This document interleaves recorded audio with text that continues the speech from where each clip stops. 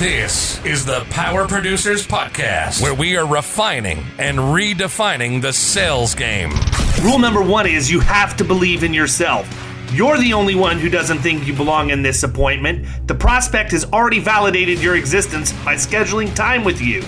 Get it through your head you belong here, go in there, crush it, and close the deal. A place where sales professionals can come to learn from other sales professionals and thought leaders that have mastered their craft. The difference between a good salesperson and a best-in-class salesperson is only 2 minutes. By spending an extra 2 minutes on what you might think is a mundane task in the sales game, you separate yourselves from the pack, you grow your book of business, you close more deals, and you retain your accounts. As well as their peers who are still striving for perfection to achieve their why. I have a wife and 4 kids. Failure is not an option. Real sales professionals, real stories, real results. It's no different than being a professional baseball player. You can't be a one-trick pony. You have to be a 5-tool player in order to succeed in this game. This is the Power Producers Podcast, production redefined. Are you ready to feel the power? Hey everybody, welcome to the Power Producers Podcast, where we are refining and redefining the sales game. Today we have Mr. Mick Hunt from Premier Strategy Box up in North Carolina on the show. Mick, what's up, man? How you doing? I'm just trying to live like you guys, man. That's all I'm trying to do. Minus the tropical storm. Right. Well, I got 4 kids in a gutted house right now. So if you're trying to live like me, you got severe issues, and you need to get some of that resolved. Okay, I'm trying to live like Kyle. How about that? There you go. Yeah, we all want to be like Kyle. I mean, he looks like he has hair. Yeah, he just crawled out of the woods. So that's right. I'm going full Fitz magic. There's nothing you can do about it. No, okay, I'm a Patriot fan. Stop that. Yeah, I'm just waiting until the chest hair connects to the beard, and then you'll be official. Ooh, there we go. Then that would be full skunk ape. That's money right there. It would dangerous. Be. Well, listen, Nick, I want to dive in because I have a feeling we can get into some pretty solid technical conversation. So before we do that, why don't you give everybody just a little bit of background about who you are and what you do right now, and then we can dive deep. Yeah. So really quick, my background. I started in insurance like literally 20 years ago, man. I was a sales manager for a nationwide agency. My first day on the job, he had the goal of being the biggest, baddest nationwide agent on the planet. So I was like, cool, how are you going to do that? He looked me in my eye in his Italian voice and said, that's why I hired you. Go figure that shit out. Nice. So once I picked my jaw off the floor, put together a really good growth and development plan that included a lot of merger and acquisitions, and he went from an $8 million agency to about $22 million in 4 years. I realized I'm making him a lot of money. I want to make my own money. So I started my own agency. I moved from North Carolina down to Florida. And, on the independent side, we talk revenue. So I went from 0 to 3 million of revenue in 3 years. And did it just by having a plan, a process, and some procedures.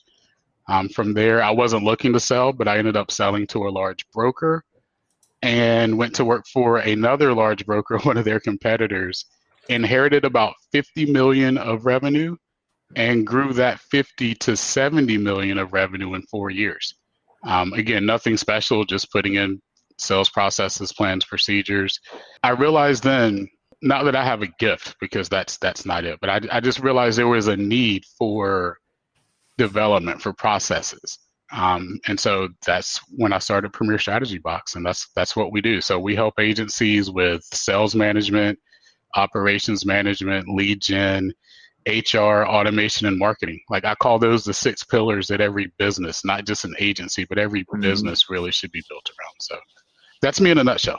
So you don't have an agency at all anymore. You're doing your consulting and training and development 100% of the time now. 100% of the time. Yep. Good for you, man. That's good stuff. I think some days I'd rather kick my agency to the side and do nothing but development too. But I felt the industry was so good to me, right? I mean, to go from 0 to 3 million of revenue, to sell an agency, to get a check for $10 million at 30 something years old was crazy. And I just felt like I want to give back because the industry's been so great to me. Yeah, I'd also like to just live off the interest of that $10 million. Right. I mean, I'm cool with the good payout too. Yep. So talk a little bit about geography. Are you working with people all over the country? Is it close to you? Is it in person? Is it virtual? Dive into that a little bit. Yeah, so it's definitely virtual. We have clients. So I'm based in New York, and 4 of my team members are based in New York, or I'm sorry, I'm in North Carolina. I don't know why I said New York. I just talked to Ryan Hanley, so I think I'm in this New York vibe. But anyway, I'm based in North Carolina. 4 of my staff members are here in North Carolina. I have 1 in Virginia and a couple across the country. So yeah, our clients are everywhere from North Carolina down to Florida, and our furthest west is out in Texas. Cool deal. So how do you engage with an agency or a producer that you're going to work with? What does that look like when you start that relationship? Yeah, so we do like a quick assessment, because I'll be very honest, and I'm sure you're the exact same way. You know this, we can't work with everyone, right? There has to be some core principles that you have in place, right? I don't want someone that's looking for a 30-day quick fix, because that's not what we do. And anybody that promises that, you should run, right? Like there's no such thing as a quick fix. So, we vet. It's just like, I'm a commercial guy. That's my background. That's my passion. So it's just the same way with you talking to that commercial prospect. We're going to uncover some pain a little bit, find out what your needs are. What have you been doing in the past to fix this problem? What are your top 2 or 3 priorities? And then we build a program and a plan based on that. And every client we're doing something completely different with. It's all customizable to your agency. How many people come to you? And I run into this all the time. I've got a commercial insurance training community that we've developed. Mm-hmm. And, I talk to probably a dozen agents a week that are looking to come into the program. And of those dozen, probably 75 to 80%, I just don't think it's going to make sense. What you're looking for is not really what we do. I find that almost every one of them is looking for, of the people that I say that it's not going to work, what I'm listening for is what they expect to get out of it. Mm-hmm. So many people are looking for a magic bullet that they can just, boom, I'd love to come pay you, and all of a sudden my life is going to be perfect, when that couldn't be further from the truth. You come talk to me, you're going to work twice as hard as you're working right now, because now not only are you going to have a process, but you've got me looking over your shoulder, holding you accountable to that process. And, the number one thing that I look at when I'm talking to any producer out there is, and it's no different. I played sports my whole life. Mm-hmm. So did Kyle. Are they coachable? If they're coachable, I can deal with them. If they're not coachable, you're going to pick that up pretty quick by asking the right questions in the interview process. Agree 1,000%. People all the time probably think, these people that are out here coaching are taking the easy way out. Or I hear people say, their agency must not have been that great, so now they have to go teach other people how to do it. No, why would you do that if your agency wasn't great? Right. Like, come on. Exactly, but that's what they think. Nothing's ever going to replace hard work, people. Like that. No, you're exactly right. And I know you guys are just like me, right? You put your reputation and brand on the line. Like, if I tell you that I can make your producers better, or that we can make your agency more efficient, or, we have producers that come to us now that are writing 4 or 5 times more than they've ever been writing, because we know what it takes to get there. To David's point, if you're not willing to make the phone calls, if you're not willing to do the follow-ups, if you're not willing to learn, I don't care who you are, it's not going to work. And there's nothing that I can say that's going to make you better, nothing that my coaches can tell you that's going to make you better. If you don't have that trait, it's not going to work. Yeah, absolutely. And it is. It's weird, because the people that I struggle with something all the time, man. It doesn't matter if it's when I'm prospecting or whether I'm talking to people that want to get into killing commercial or whatever else. But I end up forming preconceived notions and judgments based on experience that I shouldn't, because every now and again somebody slides through and surprises me. And what I've learned, it's actually almost like the podcast. The episodes that we think are awesome pale in comparison to the ones that when we they always suck. When we've gotten off the episodes and like, wow, that was just kind of a dud, and then it drops and the downloads are through the roof, and I'm like, I need to quit thinking anything, man. I'm just going into everything I do with an open mind at this point, because the only person that ends up disappointed is myself. Agreed. But it's funny because, I got into the industry. I was not in insurance my whole life, like most people who go into insurance. And I came from another industry. And when I did, it was a very similar experience to what you just said. I walked into an agency and they said, you need to go call on $250,000 to $500,000 premium accounts. And I said, great. How do I do that? They said, well, that's up to you to figure that out. We've got the insurance background. So if you can get in front of these people, you will never fall on your face, because we can put the insurance resources around you to make sure that you're successful. But you got to go out and figure that out on your own. Right. And, it was crazy because I spent 3 months developing what I thought was going to be a good process. And I was very methodical in how I did that. But I got a lot of heat from the agency principal because I wasn't out writing business. And the people who were, they were basically dipping into Daddy's Rolodex because they were blue blood South Tampa people. And guess what? At some point, Daddy's Rolodex doesn't have any more cards in it. You run out. And meanwhile, I'm over here. It's almost like the ant and the grasshopper story, right? I'm the ant working and the grasshopper's laying back making fun of me. But at the end of the day, when it came time for sustainable growth, I outpaced them by like 5x. I mean, at the end of the first year, I had written $457,000 in new business revenue, and the next closest person was at like 85. There you go. So all of a sudden I look like a genius. But I think that part of what happens is, especially with where we're at in the middle market, if you have an agency that's used to being small commercial, or an agency that's used to writing a lot of personal lines, home and auto and all of that, they're getting touches all the time, every day. They have busy work. It's volume. It doesn't mean it's profitable, but they feel like they're doing something because there's always something to be done. Right. And the crazy part is, if I have a producer that goes out and writes 4 $50,000 revenue accounts in a year, they're going to be employee of the year, man. I mean, that's a banner. That's a banner year. I don't know too many people that go out and write 200,000 in revenue a year. But if that's who you are and that's what you're going to do, you have to have a process. You have to learn it, understand it, but you have to respect it.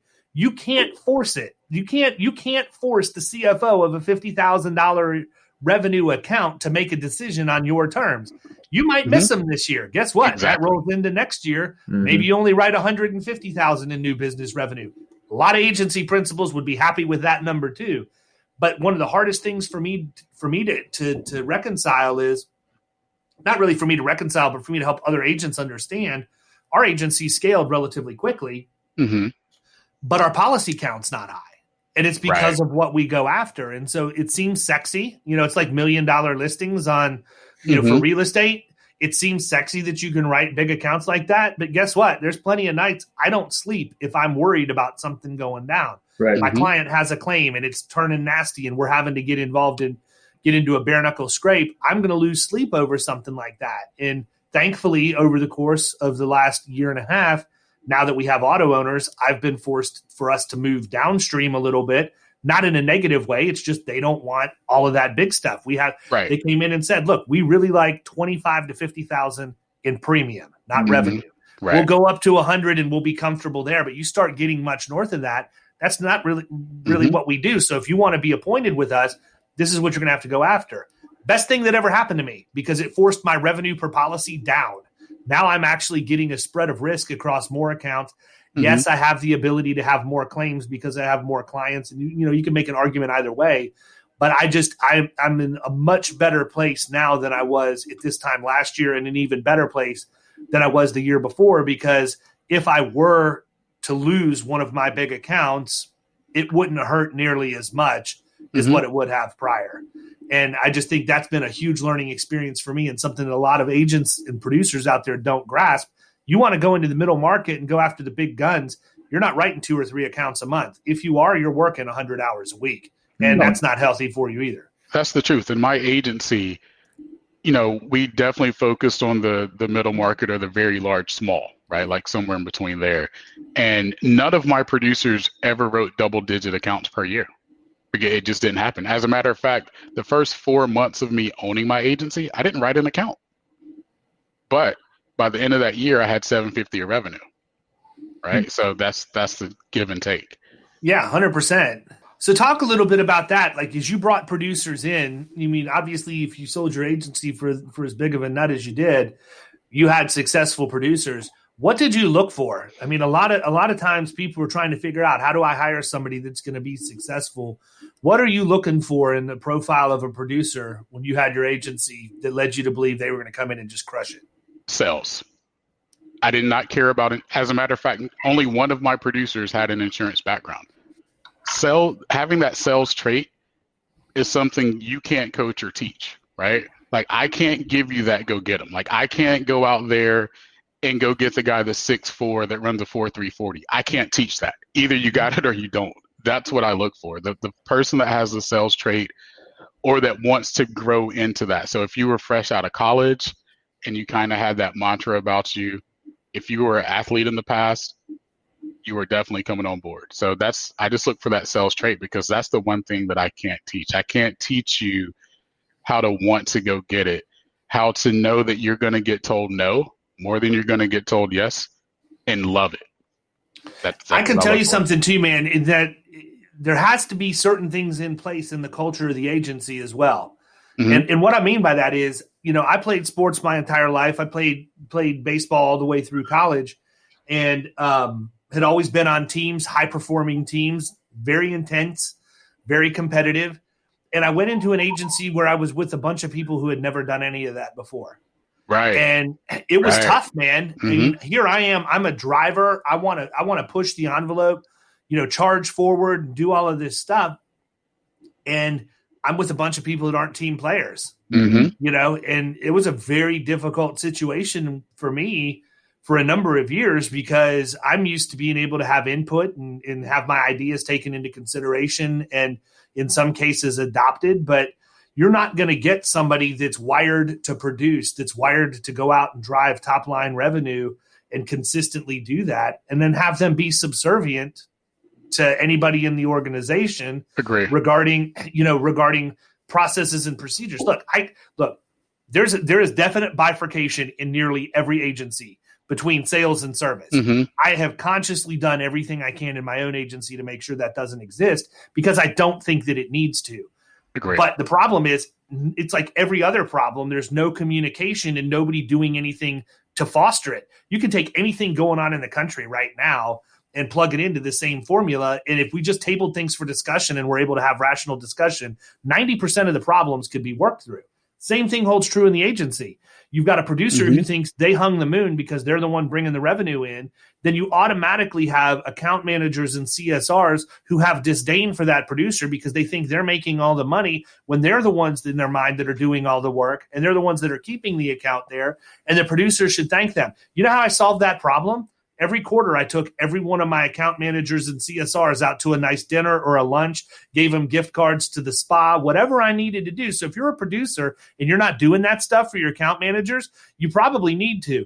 I would make sure you let your significant other know what that's for ahead of time, so that they happen to check.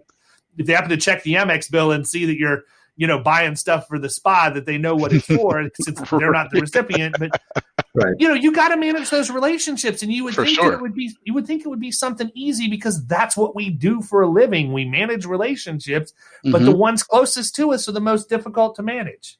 Well, that's why too the path to equity, that you've outlined is a huge player in that relationship. It's something that kind of diffuses that situation. Mm-hmm. Yeah, I mean, that's one of the things that I did. So in my agency, everybody has a path to equity. I don't care if you're a producer or an account manager, a CSR, or whatever else. I want everybody to have ownership, because I want everybody thinking like they're an owner. There's a lot of that is a very, very progressive thought process, because a lot of agencies aren't going to do that. But mm-hmm. whether it's an ESOP or however it ends up being officially structured, my producers are going to have milestones that they have to hit in terms of production goals and all of that, in terms of book of business size. But I want the service people to have that same opportunity, because they are equally as important. And I recognize mm-hmm. that. So, mm-hmm. That's one of the things that we've done, is we've just said, look, at some point, based on our determined metrics, we're going to give you the opportunity to be a shareholder in the organization. And I mean, I've got safeguards in place. I'll never be diluted more than I want to be, but I'm also not a greedy man. I don't need to take everything for myself. You know, if I have that $10 million exit, I'm cool with the $10 million exit. I only need 5 or 6 of that million. I'll be perfectly fine. Let me change a few other people's lives who allowed me to get the 5 that I kept for myself. Because if you're an agency principal and you're foolish enough to think that you're the one that built that agency by yourself, you're a fool. You have no business to think that way. You have an army of people that are allowing you to be successful. And while your name may be on the building and you may be the figurehead, you even took a little bit of financial risk. But here's a newsflash for you. Every single person who works for you put their family at risk to come work for you. You had to deliver to take care of them, but they had to deliver to make sure that they had a constant paycheck. And there's no reason that we can't be a little bit more gracious in what we do for our teams based on that. Wholeheartedly. Yeah. When I sold my agency, my entire team had a very good day. Let's just put it that way. They had a very, very good day. But you're exactly right, man. Like I set my team up that way as well.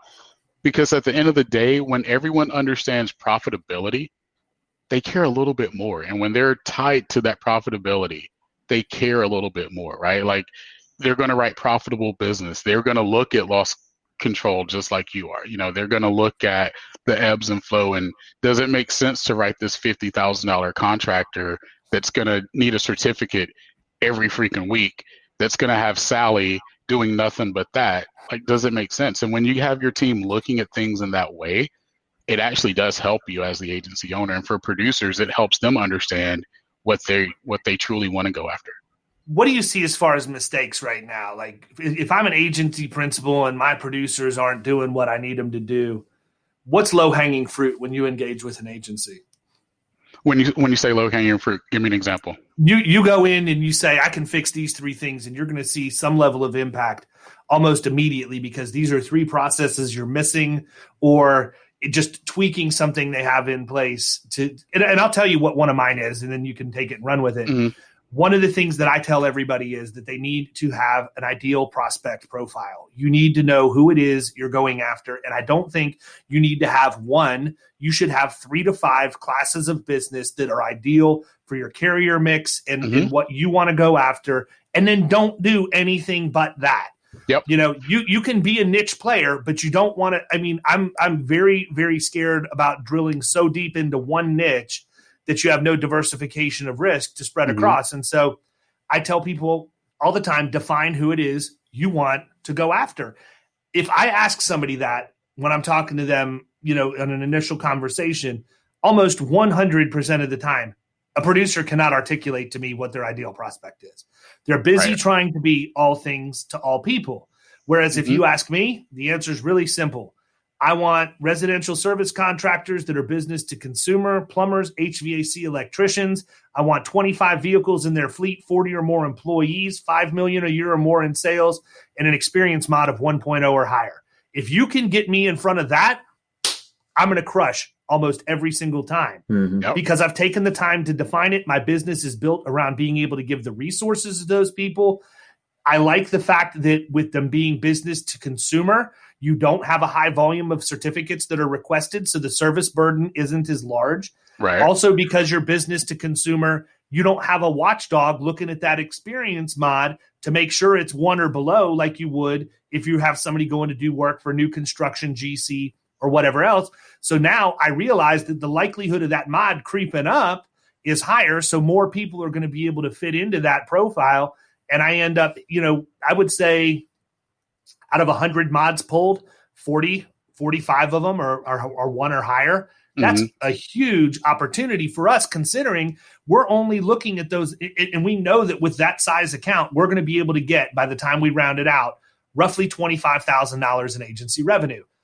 Okay, if I have 40 experience mods that are 1 or higher, that are 25,000 average on the revenue side, that's $1 million in revenue, and that's one ideal prospect. If I only close 10% of that, that's $100,000 a year in revenue that I can close, and now replicate that across a couple of other little verticals you're going after, and you're going to be wildly successful doing that. The problem is we try and be all things to all people, and it goes back to what I said before. we're not patient and we don't respect the process because in many cases there isn't one. No, I agree. So I'll come back to that one because I'm going to take it a step further because I know you and I think alike, and you've made a statement that I make literally 5 times a day. So I'll come back to that. So one thing that's low hanging fruit for me is agency principals not knowing information, right? You can call it data, you can call it metrics. I'm going to say information. If I talk to 10 agency principals tomorrow, 8 of them can't tell me how many quotes they did last month, how many policies they bound last month. They can't tell me the close ratio for their producers. They can't tell me, prospect to quote ratio. And I'm like, how can you be an agency principal? How can you be a producer, a salesperson, and not know your information? How can you not know your data? You need to know what your batting average is so that you know the odds of doing something. Like if I know I'm going to close 5 out of 10 people, then I know if I talk to 20, I've got 10. Like there's so many agency principals, there's so many producers that just don't know that. I would say the second one, and this has been going on for the last, 3 to 4 years. There's been a lot of talk about technology and getting your tech stack. There's so many agents that have everything that use nothing. So utilizing and implementing your CRM and all the functionalities of the CRM, not just 1 or 2 little things, utilizing that. So we go in and we truly help you with goal setting. So knowing your information, we're going to do that. And then utilizing your tech, whatever it is, or at least centralizing the pieces of tech that you have and using that. So I would say those 2. And then to piggyback on what you just said, I'm very into niche marketing, right? I'm very much into, as a producer, I'm only going to target 2 things, and we coach that, right? But, and I know you've said this before, and I say this all the time, I want to play where my carriers are great, but nobody else is giving them that stuff. Because if me, you, and Kyle are producers for 3 different agencies, and auto owners loves contractors and garages, well, the 3 of us are going after that. Well, what if auto owners love school bus repair, right? But you and Kyle aren't giving them that. I'm going to go write the shit out of school bus repair shops. Yeah. And that's where I want, and that's what we have our producers do. Go play where other people aren't playing. The easiest way to be an expert in a field is to be one of 3 people that do it. If 1,000 people are doing it, nobody can be an expert. Well, and it's not, take it even a step further. And this is one of the reasons or one of the things that I do talk about all the time is go to your underwriter and just simply ask, what's something that you are really good at, but you never see? Exactly. And then here's what gets bred from that, though. Number 1, you have now set that underwriter up to where they have to perform for you. You went out and you got exactly what they asked you to get. They have to deliver on their end, and you can hang that over their head. Not in a negative way, but when you get that submission and say, look, this is exactly what you told me you wanted, I'm super pumped to see what you're able to deliver as far as results. If they do deliver and you get that deal done for them, guess what? They're going to be driving to lunch. They're going to be driving to and from work, whatever else. You're going to get a phone call. Hey, I just went past this place that would be perfect for what we just did. Why don't you see if you can get in here? And they're going to start funneling stuff to you because they keep track of that as well. Stuff that they lost out on that they haven't, that they weren't able to get done through another agent. And that's the other thing. That's the other thing. I have underwriters that are dealing with the national brokers who will spreadsheet them every year and go to 15 different carriers for the same risk literally every single year. Guess what, people? If you're doing that, you just need to put your hands behind your head back and run face first into a cement wall. Stop. There's no reason to be doing that because 14 people lose every year, and eventually you're going to have 14 enemies and 1 friend. You need to have all 15 of them as your friends. I have underwriters that if they're in that situation, they will literally pick up the phone and say, hey, I just lost again. I know I had a great product on the table. My pricing was really good.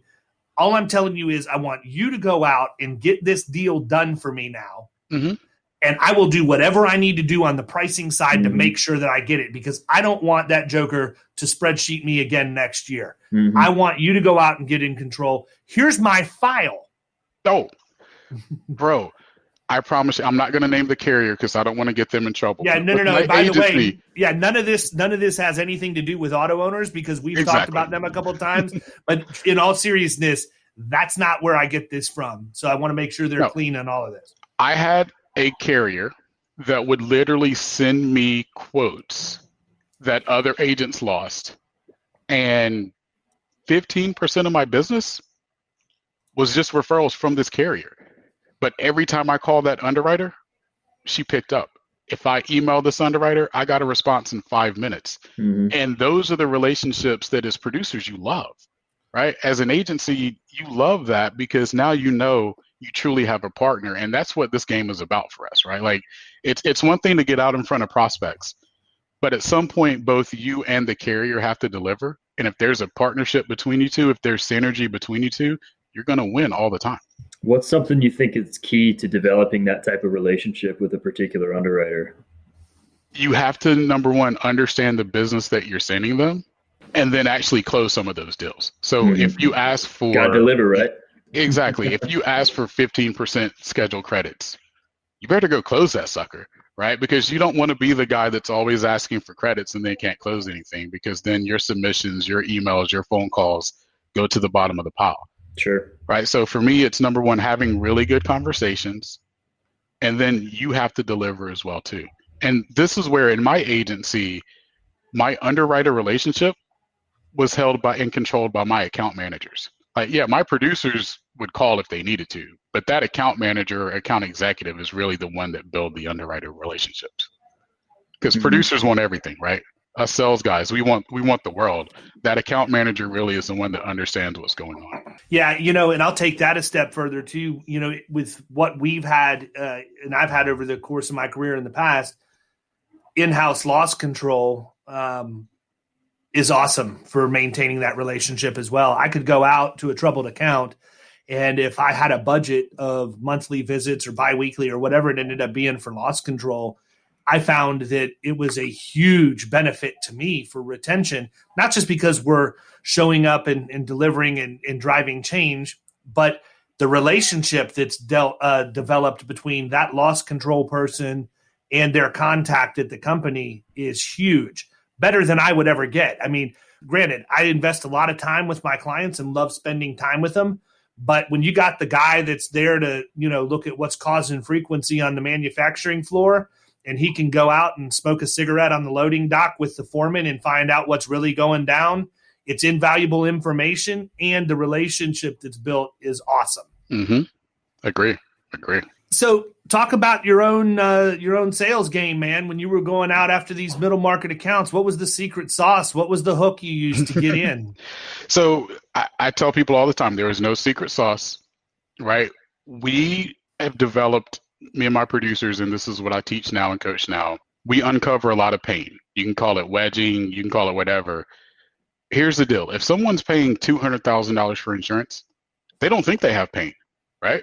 That $200,000 secure that they're never going to have pain. You have to show them. You have to have whatever your thing is, which is why we were niche specific. You've got to show that prospect that there's pain. What was your niche? So my personal niche was construction. So I did new home residential construction, and that's all I personally wrote. You can have it, brother. I want nothing to do with it. I was doing it all over the country, right? So, like in California, that's a $75,000 bond that they have to have, right? So I knew immediately I was getting $75,000 in premium plus whatever everything else was. So, we were. By the way, at a very healthy commission rate on the bonding. Exactly. So, we figured out something really good. I had a producer that was into restaurants, so she only did like fine dining franchises. I had another producer that did nothing but trucking, but it had to be fleets of more than 50. So, I didn't want I call it non-standard, because trucking is a bear on the service side. So we did that. And then I had a couple of folks that did your artists and contractors, but the larger ones. And that's all we wrote. Do you think there's anything hard about this business? No, like the crazy thing to me and the producer, and I'm sure you see the same thing with your guys too. once they really get entrenched into just having a process, I don't care how complex or simple a process is that you have on the sales side, but having a process and putting it into place. And again, on the sales side, you've just got to prospect. I don't care what industry you are in sales. If you're not making phone calls, it's not going to happen. So I personally don't think it's complicated. I don't think it's challenging. No, I don't think it is either. I think the biggest challenge that we have to overcome is getting out of our own way and not wanting to be at the golf course at 1:00 on a Friday afternoon to squeeze in a quick 18 before the work week ends. It blows my mind because when I came from the grocery industry, I wrote more business because I answered my phone at 3 and 4 o'clock on Friday afternoon and on the weekends than any other day during the week. And it always, I just never could get my head around why people would be willing to put their accounts at risk like that. Well, think about it. Sometimes that's the only time that decision maker may have to get the questions across that they need to, or something popped up and it's on their mind. I mean, if you're not going to take the time to answer that call, then there's reasons why you're getting beat by other people. Yeah, no, agreed. But even from a product knowledge standpoint, it's not difficult. How many resources do we have? You've got CIC, CPCU, all of the different things that the carriers themselves offer.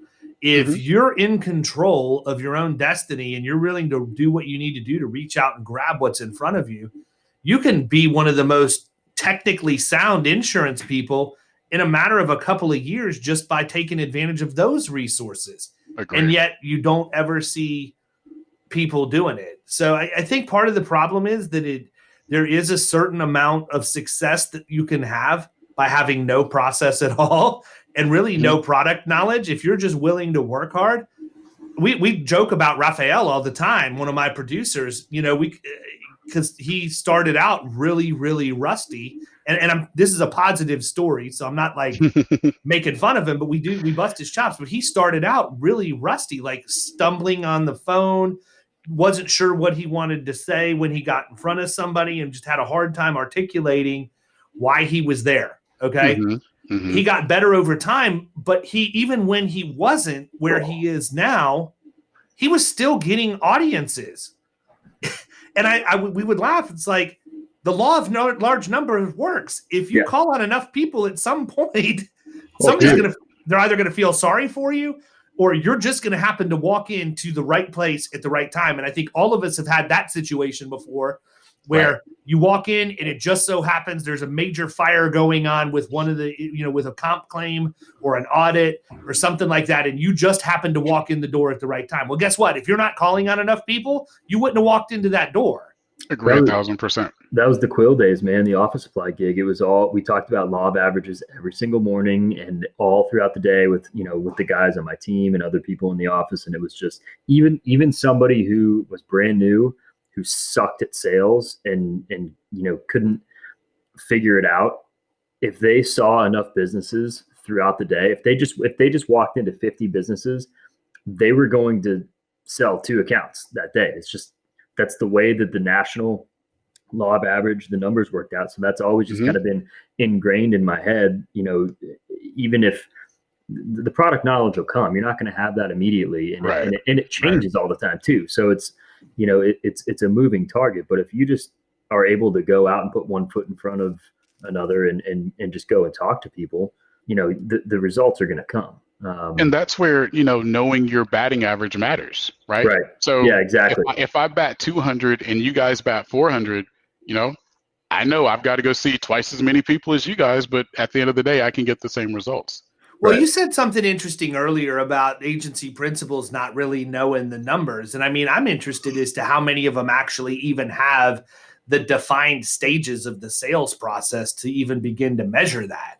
We know in our agency that we have lead, suspect, prospect, and then closed won or closed lost. That's it. I try and keep it as simple as I can.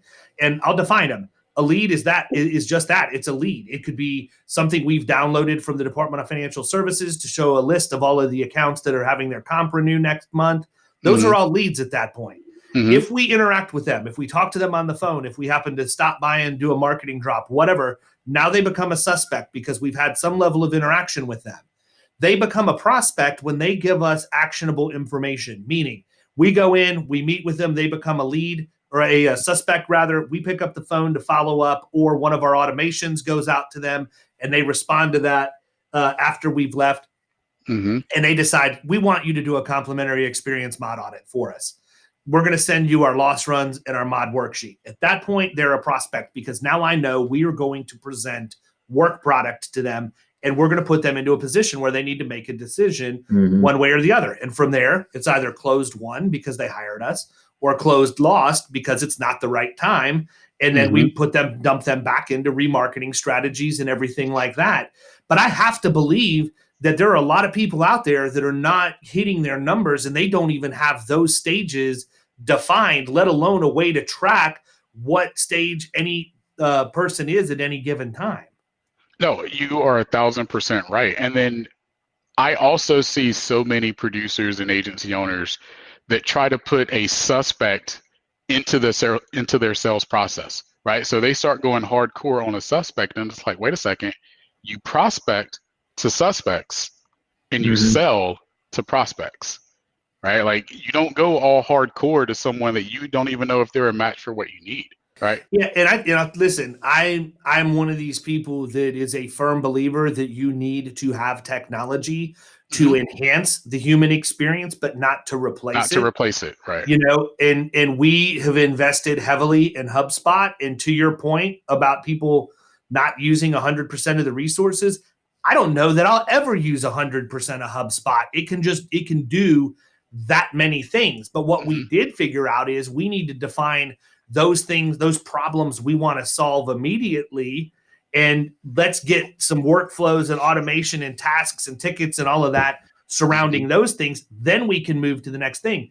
The piece of advice that I give any agency principal or producer when they start talking to me about technology is prove to me you need it. You know, don't go buy it hoping you're going to use it. Go create the need. You know, mod audits, perfect example.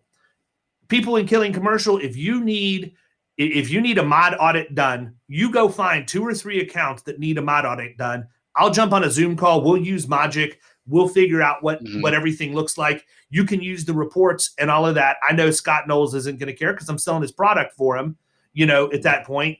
But after 2 or 3, if you come back to me and say, hey, I want to jump on and do another mod audit, I'm going to say, no, you need to go get your own software now. Right. You've proven to me that you need the software. That's where we screw up. People will hear a podcast like this, or, you know, where we talk about how we won a big account using an experience modification audit. Guess what? That doesn't mean you get up the next day and you go do it, because I've got 20 years of experience leading with this item. You're not going to do that overnight. So why would you add an item to your expense line that you're not going to be ramped up and ready to use for maybe 6 months, maybe a year, maybe 2 years? Who knows? Right. And I think that's a good piece of advice for people out there. Yeah, there's a lot of technology and a lot of stuff you can use, but it doesn't mean you need to have it. Make sure you need it. Prove that you need it first. The other thing, to your point, is, you know, if you do have a CRM, I think every single agency out there needs a CRM. I don't care which one you use. I mean, there's all kinds of products, and there's quite a few of them that work really good out of the box. Better Agency, Insured Mind, Agency Zoom, Yep. All of these guys, right? You don't have to be Bill Gates to figure out how to use it. You can open the box, and many of them do what you need them to do. But the problem is you're not doing that. Like, you're doing nothing with the information that you have to allow you to use it intelligently. I think one of the greatest attributes that a CRM has, if you have the ability to do it in yours, is lead scoring. Then guess what happens? You're not selling hard to suspects. You're letting suspects stay there in the slow cooker, and HubSpot's going to come and tell you, based on their interaction with your content, your website, phone calls, whatever else, they're going to tell you when that person is ready for you to make the move to get them to be a prospect. And it's very natural. We're not used to doing that. And this is not an era in our industry where we can spitball it anymore. You know, you need to have systems and processes in the ability to analyze in order to most intelligently work. That's why close rates are higher. It's not even because people are better salespeople. All things considered equal, the agency that has a defined process, a way to measure it and hold their team accountable to it, is always going to achieve way more than the one who doesn't. I don't care if you have the best salespeople in the world. Agree. I can't tell you how much time I spent and wasted when I was doing the office supply gig, just flipping through sheets of people, because we didn't have a CRM, and it was just all on sheets that I would handwrite. And it was crazy, like thinking back. And then I moved on to the PEO space, and we had a CRM. And I remember when I came on board here, I'm like, all right, what kind of CRM you got? Like, it was like, there was like no other option for me after like seeing, the difference. But man, it was crazy. And to your point with the lead scoring, like how much time I spent just flipping through, like, okay, this guy said he's going to be here on Thursdays, and, they ordered supplies back. Like it's such a game changer. Or this, now you have the ability, hey, John the plumber over here has read 4 different articles on workers' comp, dividends, and return to work. Yeah. Probably a good time to pick up the phone and talk to him about. And reference the articles, like all of those things. Yeah. It's crazy. But I say this all the time too, and that is I think that we run our agencies wrong. And here's what I mean by that. I think by and large, everybody is so concerned about the insurance aspect of what we do.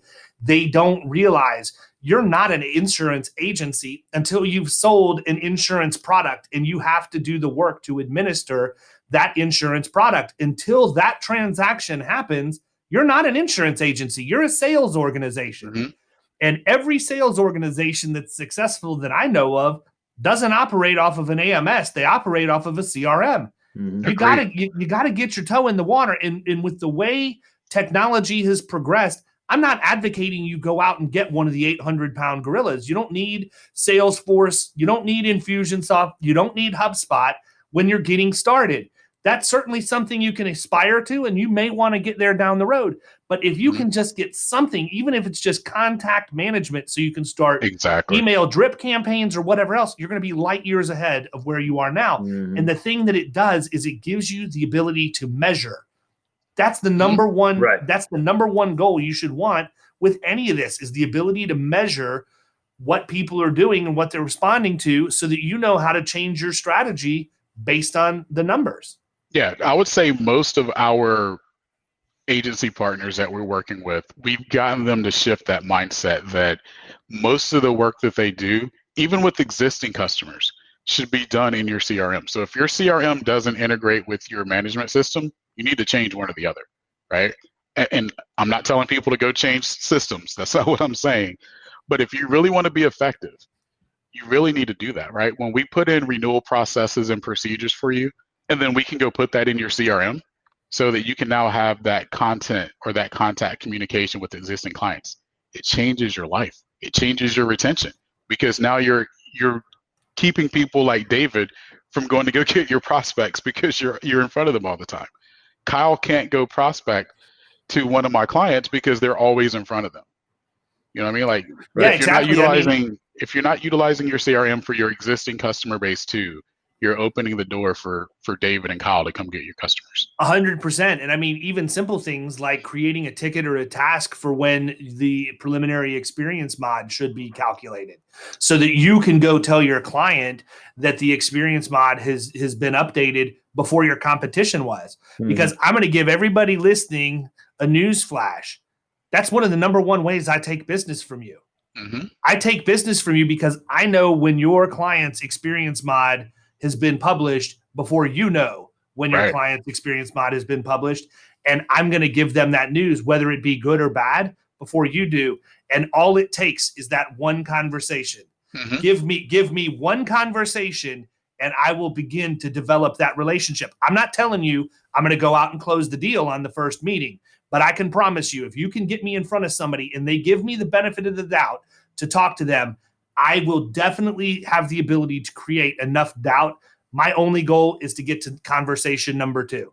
My clients listening, David's illustrating uncovering pain and pain statements right there, because that's what we teach. Exact same thing. And I don't have to talk bad about my competition ever. We never do. And we don't teach that. Nope. No. Ever. You don't ever have to do it. I can go in and I can just make suppositions through questioning that lead that prospect to wonder why they're not getting what I'm talking about right now. So here's an example. I'll go in around the experience mod. So when your agent came out and talked to you doing the mid-year claims review this year, and they looked at the open claims from the prior policy period that would be hitting the mod, talk to me a little bit about what the strategy was they outlined to try and help get those claims closed so that it didn't have a negative financial impact on your organization. What do you mean, David? Yes, crickets. Do that? Yeah, crickets, right? Right. And then my follow-up to that is, because when we go and do this for our clients, we provide them with a report with great graphics, but also good financial information that shows them the impact of what all of these things do. That's when they're really thankful that we're engaged with them, because we're giving them the tools they need to fix the problem that we identified. When, quite frankly, many times when we have this conversation, people like you, Mr. Buyer, didn't even realize you had a problem. Mm-hmm. I agree. And then you provide them with a stewardship report at the end of the policy period, right? I hate stewardship reports. Really? And the reason why is this. Why do I need to wait until the end of the year to tell my client what I did to earn my commission for the upcoming renewal? Oh, I do a monthly risk management action plan that is updated in real time. There's never a question about what we're doing, what's been delivered. Agents lose business because their clients don't know what they're doing for them behind the scenes. You don't need to rub it in their face, but you need to let them know something. I've seen agents lose accounts over wedges that were driven, and the agent was actually doing that stuff. They just never articulated it to the client, so the client never knew. The problem is, I go back to this. We're so focused on the placement of the insurance transaction, that we forget about all of this other stuff. Here's the news flash. Insurance is the common denominator. If there's 100 agents in there talking to your prospect, all 100 of us are licensed. All 100 of us. Every single one of them. Exactly. So what are you going to do to be uncommon in a common situation? That's how you get business. Agree. So we tell our clients as we're coaching, we talk about your insurance program, right? We don't talk about your policy, because to your point, your policy or coverages is 1/4 of your insurance program.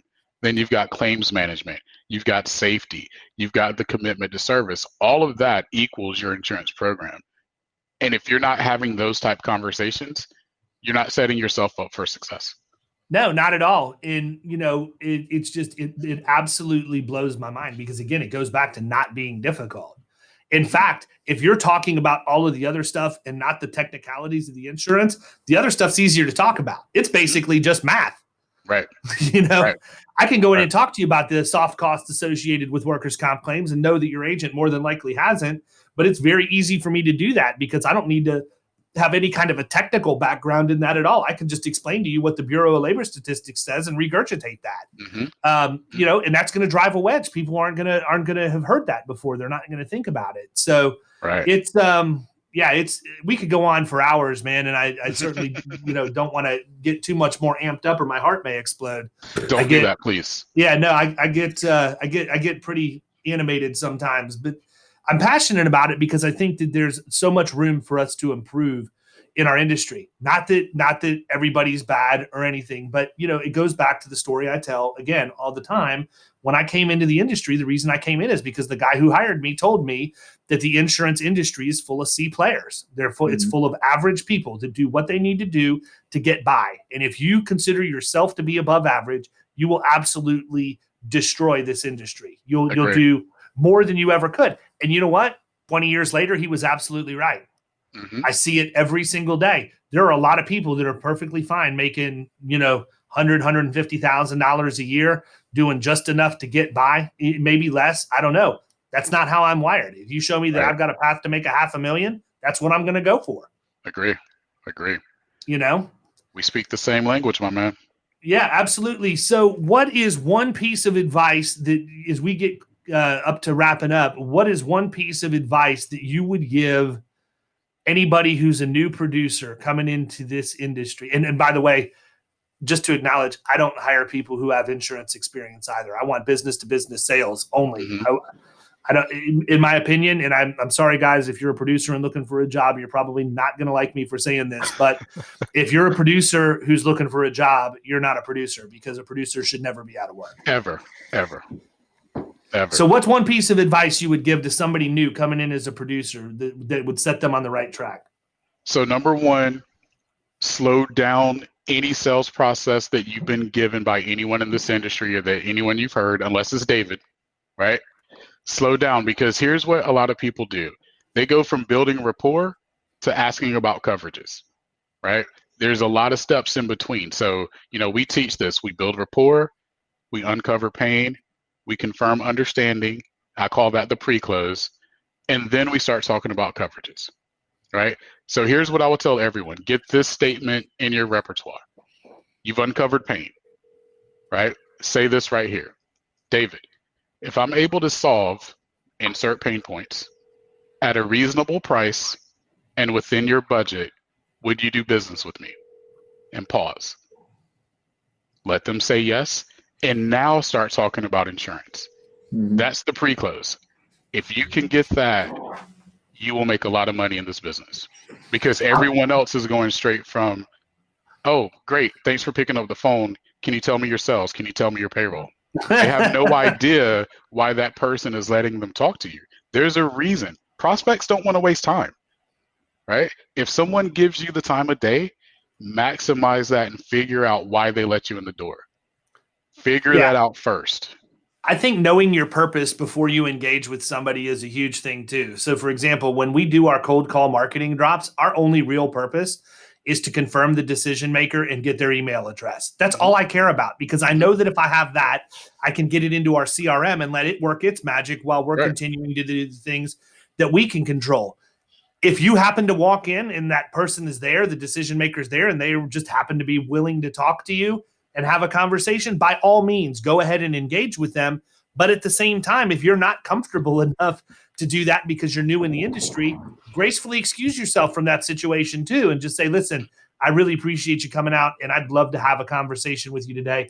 I'm going to be perfectly honest with you. I wasn't prepared to come in and talk to you, because quite frankly, most of the time people tell me to leave as soon as I walk in the door. Right. So let me get on a time when we can have a very intentional conversation.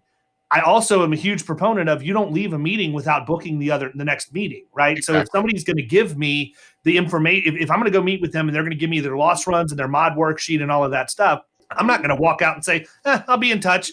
No, I'm going to pull out my calendar and say, let's go ahead and get this thing down now so I can make sure that everything's moving along, because we only have so much time. Get it booked right away.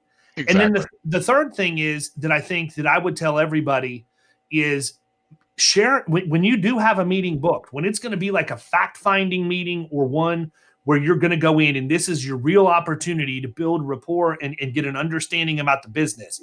Mm-hmm. Send that person a copy of your proposed agenda before you meet with them, and ask them for their feedback. Say, if there's something on here that you don't think we should talk about, please strike it. If there are things that you'd like to add, please do that. Exactly. And shoot it back to me. And if you can do that, you're already engaged with this person. I can promise you this: if you go to meet with a prospect and you send them an agenda and you ask for their feedback, you will be the only person who has ever done that. Right. Mm-hmm.